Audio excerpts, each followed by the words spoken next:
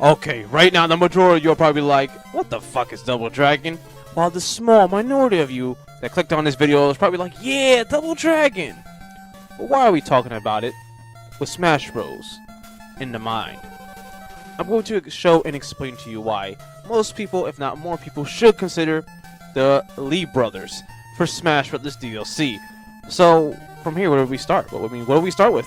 History with Nintendo? Not so fast. You see, Double Dragon is part of a trio of beat-em-up genre games that should be considered more often. The second and third one being Final Fight and the Streets of Rage series. I consider these three beat-em-up games to be the most influential non-licensed beat-em-up games in video game history.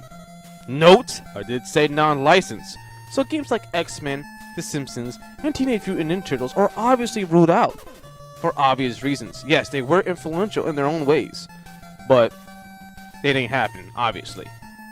And for one that's not familiar with Double Dragon or the history of beat-em-ups in general, you may assume that, well, it has to be the first beat-em-up. That's why it's so important. No. That belongs to Kung Fu or Kung Fu Master. And if you were a young lad around 7 to 12 and fortunate enough to have an NES, there's an 89% chance you played this game. It was that popular. It was the first beat 'em up after all. So the next evolution from beat 'em ups at that point, 2 years later in 1986, a game made by Technos Japan, Nekketsu Koha Kunio-kun, was released in Japan, but in the West was simply known as Renegade.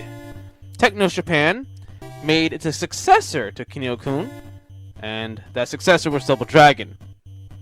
1, 2, 3, 3. Super / returns for Japan. Made a fifth sequel that was a fighting game and terrible, and another fighting game a year later made by SNK for the Yugioh based on the terrible 1995 movie. And even stranger, and done 2 years earlier than that, there was the Battletoads and Double Dragon crossover. So what did Double Dragon achieve? For better or for worse, a classic library of games, extreme popularity that led to a movie, a terrible one, and mechanics that influenced games like Final Fight, Streets of Rage, and Smash Bros. 64. I mean, look at the side-by-side comparison with Smash 64.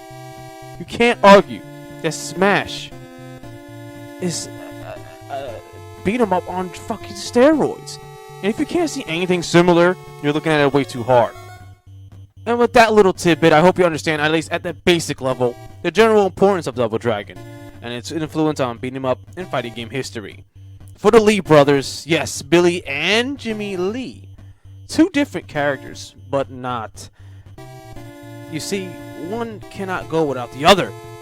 For them, it's not a Ryu and Ken situation. It's a Mario and Luigi, and it's not because they're brothers. That's not the similarities. I think it's time to talk more about this in the moveset. Without further ado, let's go.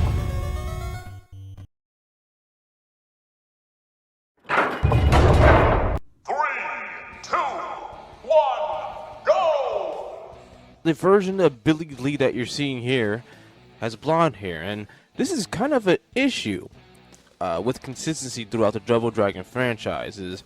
Both Jimmy and Billy Lee switch hairstyles, but the most prominent one I say for Billy Lee is the blonde hairstyle, and as far as the appearance goes, is as basic you could possibly get. Will it be as cool and funky as the 1995 sprite here? I don't exactly know. But I know that it could be possibly a character alternate costume for Billy Lee.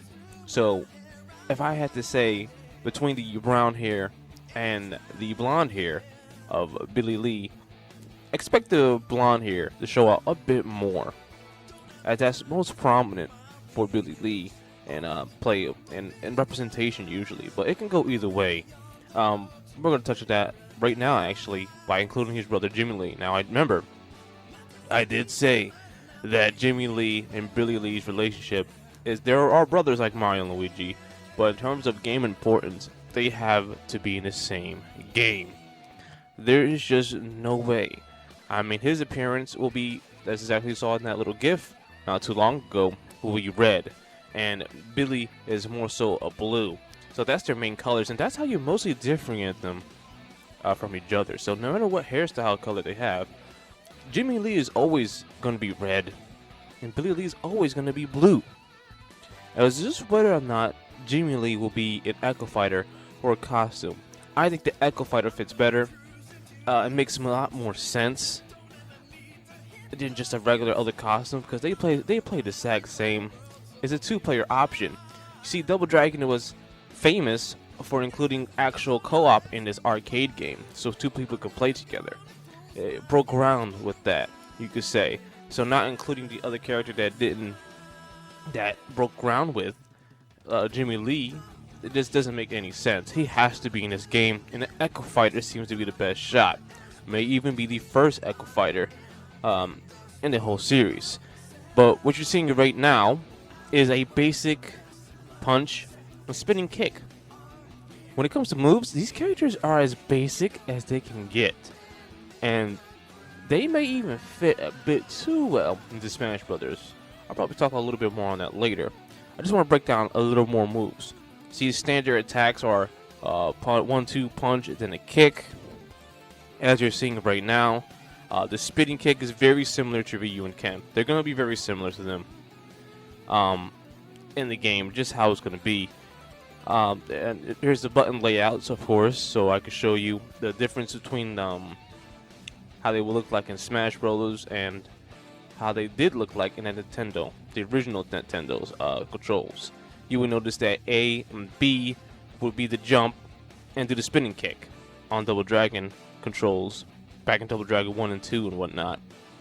Would that transfer exactly over to Smash Brothers? It could, very much so. Smash Brothers has a knack of reenacting certain combinations of buttons. So you probably get a 1-2 punch kick along with a spinning kick. Now, of course, let's talk about the various special moves. We're going to be pulling a lot from the games you probably already saw or a little earlier, like the Fireball. I'm not sure you saw the Fireball, but there's going to be a Fireball. In fact, there's a Fireball showing up right now. So a Fireball, a rushing elbow, mostly things taken from Double Dragon Neon, along with the gimmick possibility.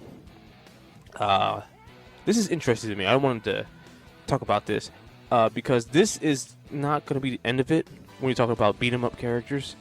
Character item pickups. So basically in beat 'em ups, when you hit a character hard enough, or when they have an item in their hand and the weapon comes off of them, you get to use it. This is something I see for all beat 'em up characters, especially for Double Dragon characters. They punch you, they hit you, you drop an item that they use from their series and they can use against you. That is their biggest gimmick, gameplay gimmick that I've seen, that I foresee could work in this game. I mean, think about it. People ban items in competitive play. Think about a character that uses items all the fucking time when they hit you too much. You know? It's just nuts when you think about it. But as you could probably tell, just basically going through all these movesets and talking about it, these characters may come off as a bit boring. And maybe even unappealing because they might be too retro. I mean, compared to the other choices we got to talk about, or you have yet to watch, I think these characters have a low chance for a reason. You know, they were the foundation for those beat 'em ups of Final Fight and Streets of Rage. So naturally, Streets of Rage and Final Fight kind of brings more to the table in that regard. But that doesn't mean with all the special moves from various games, maybe even, Neon as well. They could make a pretty impactful moveset. And with that being said, I'd like to give you my final thoughts on the Lee brothers and their potential inclusion in Smash Brothers. Mainly, I made this video for people who are just generally unfamiliar with Double Dragon. So if you are very knowledgeable in this part of town, you may hit a lot of similarities and maybe obvious choices when it comes to this character. But like I said, it's meant for people who just don't know who Double Dragon's all about. Hopefully, I hope you find it entertaining and informative as the videos intend to be. I think that they're more than a welcome choice if implemented the way I suggested with the item gimmick. There's also a number of ways that you could do Double Dragon characters, but I think this one is a solid. They're very simple characters. and that's hey, they help the foundation for Smash itself. So yeah, they might actually be too good to be true, to the point where they might be a little boring to play, if that makes any sense. There's a vote section in each of these videos of these potential movesets. There's always a vote section, or I'm going to tell you what I'm going to do next. I'm always going to do more Smash Bros, and I'm thinking about doing this Tekken 7 moveset. You can vote for either one of those. So I just want to see which one you're more interested in seeing, just for, you know, just a little nice start. Sometimes I might do characters, and maybe in the series I like to do next, and maybe you will vote for the character, but maybe do a different series. But you know, that's how that is. My name is Shintone. Until the next information, I'll be seeing ya. Peace. Continue.